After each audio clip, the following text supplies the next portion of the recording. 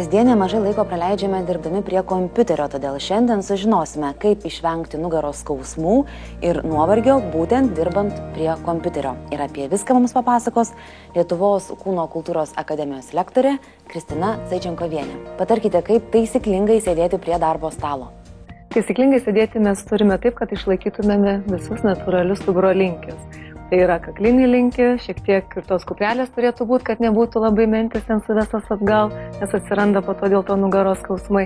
Taip pat šiek tiek turim išlaikyti ir juosmeninės nugaros linkio ir neturim sukti dubens, nes dažniausiai visi sėdi susikūprinę, dubuo sukasi atgal, tiesiasi ten kojos, pečiai linksta į priekį, kišasi smakras pirmin. Kristina, kodėl sėdėti prie darbo stalo jūs renkatės ne kėdę, o kamuolį? Sėdint ant kamulio, mums bus sunku išlaikyti pusiausvyrą, jeigu mes kažkaip sėdėsim sukritę ir nugara bus ne tokia, kokia jinai turėtų būti.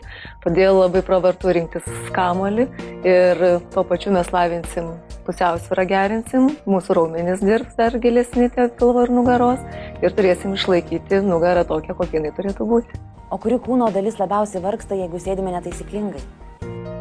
Turbūt dažniausiai vargsta kaklo raumenis, už tai, kad labai dažnai mes sėdim susikūprinę ir smakras būna atkištas į priekį, pečiai užkilę ir labai daug įtampos yra būtent kakliniai dalyje.